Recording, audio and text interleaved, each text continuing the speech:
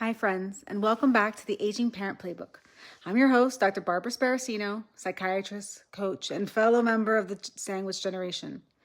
Today, we're diving into one of the most common frustrations I hear from adult children of aging parents. You finally work up the courage to check in on your mom or dad. Maybe you've noticed things slipping. Maybe you're worried. And what do they say? I'm fine.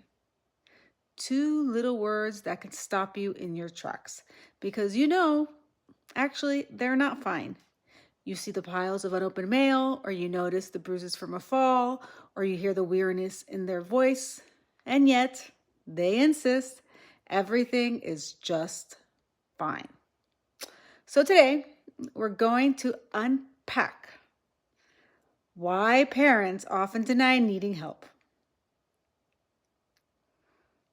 So, what are the signs that I'm fine really isn't fine? And most importantly, how you can respond with compassion without creating World War III at the dinner table.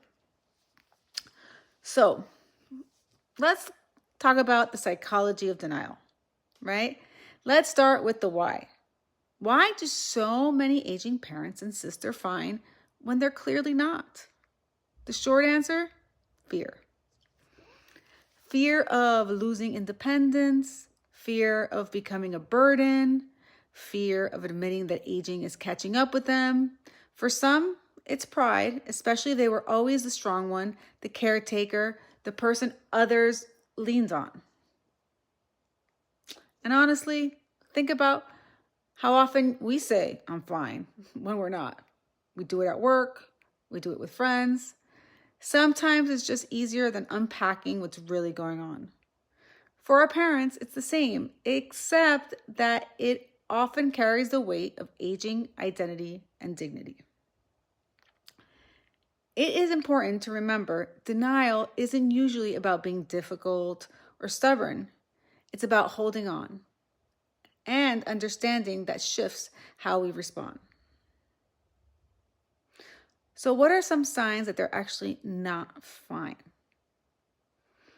Okay, so if I'm fine can't always be trusted, how do you know when it's time to step in? Here are some red flags to look out for. Daily life slipping through the cracks. So, missed bills, spoiled food in the fridge, forgetting appointments, changes in hygiene. Maybe your parent who always showered daily is suddenly resistant or their clothes are stained. Physical health clues, bruises from falls, unexplained weight loss or gain, medication bottles that aren't being used correctly. Social withdrawal, they stop attending church, book club, or family dinners. Emotional cues, there's irritability, defensiveness, or quickness to change the subject. I always tell my clients, look for patterns, not just one-off mistakes. Everyone misplaces keys once in a while. But consistent changes, those are the signs that I'm fine may be covering something deeper. So, how do we respond with compassion? This is the hard part. What do you say when your parent insists they're fine? First, don't argue. Telling them you're not fine just creates defensiveness. Instead, try acknowledging their feelings.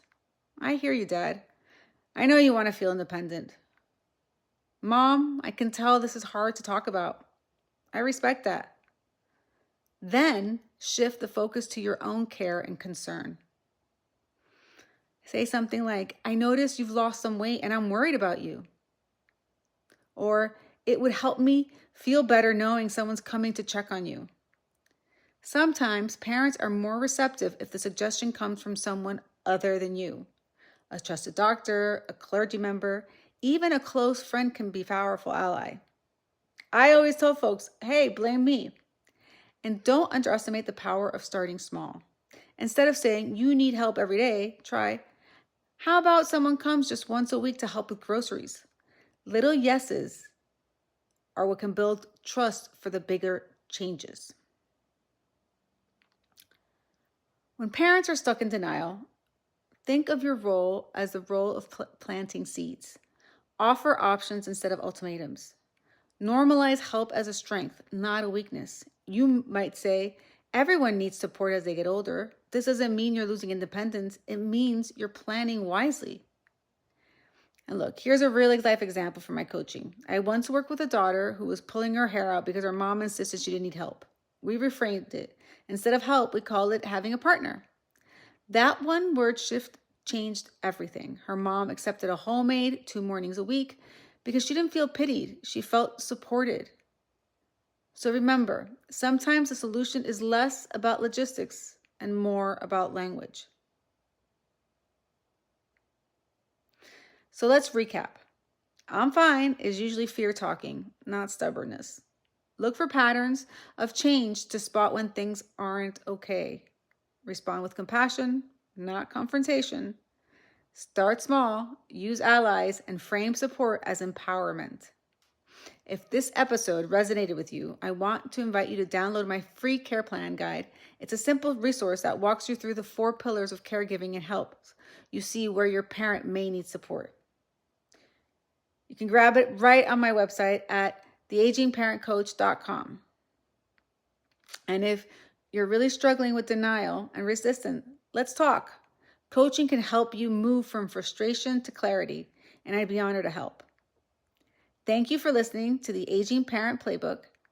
Please subscribe, share this with a friend, and leave a review so more caregivers can find me.